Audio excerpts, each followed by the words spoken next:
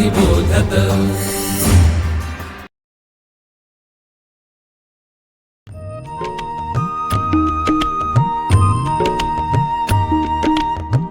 विवेकी अक्षर विवेकी लेखन सुश्राव्य वाचन श्रवणार्थ चरित्रे संस्कारी धीरवीर गाथा रम्य बालकथा अनुभवा अमृताचे शब्द थोर आणि सान सगळ्यांचे कान आनंदावे चालता बोलता ऐकावे पहावे ज्ञानी होत जावे सहजची।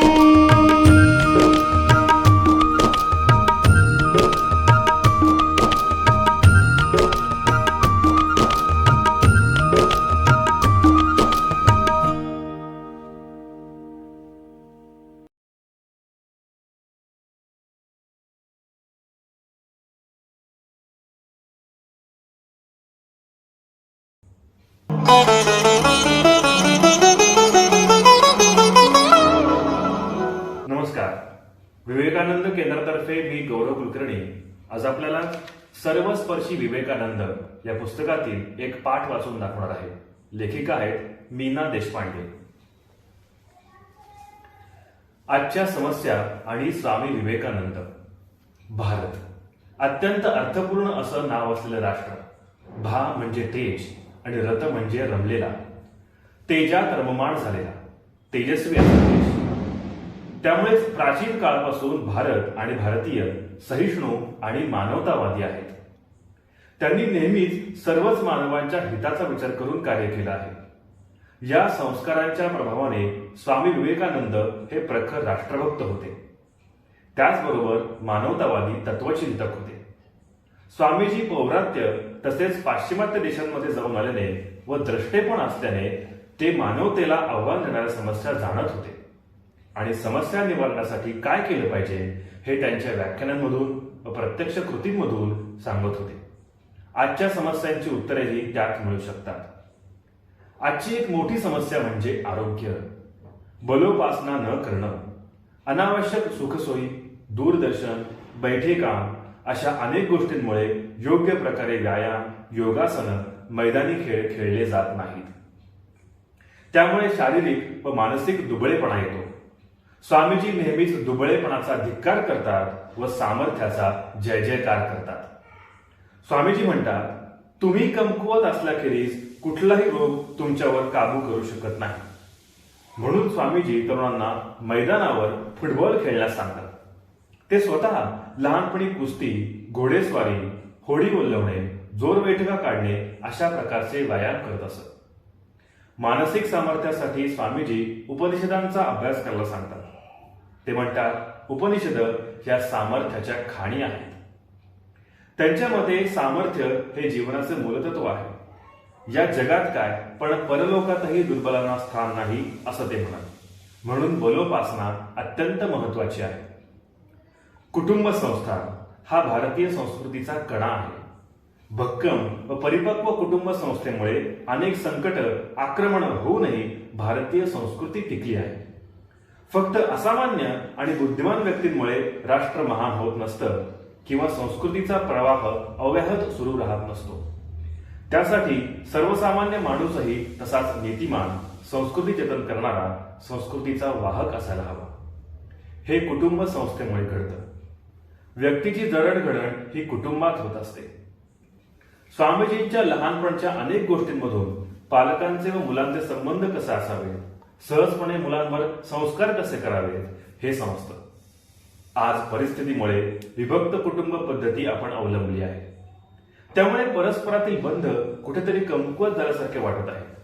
कुटुंबात एकसंधता, आपुलकी, प्रेम असलं की ते आपोआप समाजात निर्माण होईल, कारण आपण आणि समाज अभिन्न आहोत। आणखी एक महत्वाचे कारण म्हणजे धार्मिक परिचयाचा अभाव। खरा धर्म जाणून न घेता बाह्य अवडंबराला महत्व दिलं जातं। एकीकडे धर्म ही अफूची गोळी आहे असे मानणारे लोक आहेत, तर दुसरीकडे कर्मकांडात गुंतलेले बुवा बाबांच्या नादी लागलेले लोक दिसतात. आपल्या धार्मिक गोष्टींच्या ग्रंथांचा परिचय मुलांना करून दिला पाहिजे. श्रीराम श्रीकृष्णांच्या गोष्टी सांगितल्या पाहिजे. धर्म म्हणजे आपल्यातील देवत्वाचे प्रकटीकरण करणे. धर्म स्वार्थ त्याग शिकवतो. धर्मामुळे कुटुंब, समाज, राष्ट्र, विश्व यांचं ऐक्य घडतं. आणि धर्म म्हणजे कर्तव्य पालन असे स्वामीजी म्हणत. हिंदू धर्माची मूलभूत तत्वे यातील एक महत्वाचे तत्व म्हणजे ईश्वरावर श्रद्धा असेही स्वामीजी सांगतात. आजच्या काळातील एक अत्यंत भयावह अशी समस्या म्हणजे जातीय अहंकार आणि धर्मांधता. भारतीय समाज जाती जातींमध्ये विभागला गेला आहे. आज आपण बघतो भारतात जातीय अहंकार फार वाढीस लागला आहे. त्यामुळे हिंदू हिताला, राष्ट्रहिताला बाधा येत आहे. त्याबाबत स्वामीजी एका पत्रात लिहितात, माझा असा ठाम विश्वास होत चालला आहे की जातीचा विचार हा विभाजनाचं सगळ्यात मोठं कारण आहे. सगळ्या जाती, मग त्या जन्माने असो वा योग्यतेनुसार, पण बंदच आहेत. म्हणूनच स्वामीजींनी शिक्षणावर जास्त भर दिला. त्यांची अशी इच्छा होती की अभ्यासक्रमात जीवनातील सर्व बाजूंचा समावेश व्हायला हवा. म्हणजे शक्तीच्या भौतिक आध्यात्मिक विकासाला तो कारणीभूत होईल. सगळ्यात महत्वाचं म्हणजे माणूस घडवणं. त्यांना माणूस घडवणारी, चारित्र्य निर्माण करणारी शिक्षण पद्धती हवी होती. धर्मांधतेमुळे काय घडलं आणि काय घडेल हे स्वामीजींनी आपल्या 11 सप्टेंबरच्या व्याख्यानात स्पष्टपणे सांगितलं आहे. म्हणून स्वामीजी एका वेगळ्याच धर्माची संकल्पना मांडतात. त्यात ते म्हणतात, हा असा धर्म असेल ज्याच्या घटनेत छळ वा गांजणूक किंवा असहिष्णुता यांना स्थान नसेल. हा धर्म प्रत्येक स्त्री पुरुषातील देवत्वाला ओळखेल आणि ज्याची संपूर्ण संधी, ज्याची संपूर्ण युती ही मानव जातीने आपले स्वतःतले देवत्व जाणून घ्यावे यासाठी उपयोगात आणली जाईल. थोडक्यात स्वामीजी इथे वेदांतिक दृष्टीची आवश्यकता स्पष्ट करत आहेत. आजची आपली आणखी एक भयंकर समस्या म्हणजे बोकाळलेला चंगळवाद, जडवाद, पाश्चात्यांचे अंधानुकरण. आजच्या जगात पैसा हा एकमेव साध्य झाला आहे. हे जग पश्चिम केंद्रित झाले आहे. पौरात्य जग त्यांची भ्रष्ट नक्कल करत आहे. उपभोक्तावाद, औद्योगिकीकरण, यांत्रिकीकरण यामुळे आपणही यंत्रवत, भावनाहीन झालो आहोत. प्रत्येक जण स्वकेंद्रित झाला आहे. मीच्या पुढे काहीच दिसत नाही. हा जडवादाचा हल्ला परतवण्यासाठी वेदांत विचारांची आवश्यकता आहे असं स्वामीजी म्हणतात. प्रथमतः अशा विचारांची भारतात येणारी लाट आपण थोपवून धरली पाहिजे. याकरता धर्माला आधुनिक विज्ञानाच्या आघातांना तोंड देता यावे म्हणून अद्वैताची शिकवण दिली पाहिजे. स्वामीजी म्हणतात, पाश्चात्यांची राष्ट्रनिष्ठा, कर्मनिष्ठा घ्या. त्यांच्यातील चांगले तेच घ्या, चंगळवाद घेऊ नका. ते म्हणतात, सर्व पाश्चात्य जग हे अशा ज्वालामुखीच्या तोंडावर आहे ज्याचा उद्या उद्रेक होऊन त्या जगाचा ऱ्हास होईल. युरोप अमेरिकेतील परिस्थितीवरून स्वामीजींच्या बोलण्यातील सत्यता लक्षात येते. स्वामीजींनी सांगितलेला कर्मयोग आजही आपल्याला बळ आणि प्रेरणा देतो.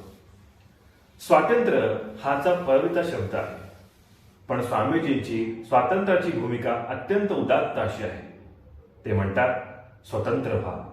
स्वाधीन शरीर, स्वाधीन बुद्धी, स्वाधीन आत्मा हेच आजवरच्या माझ्या जीवनाच्या अनुभूतीचे सार आहे. धन्यवाद.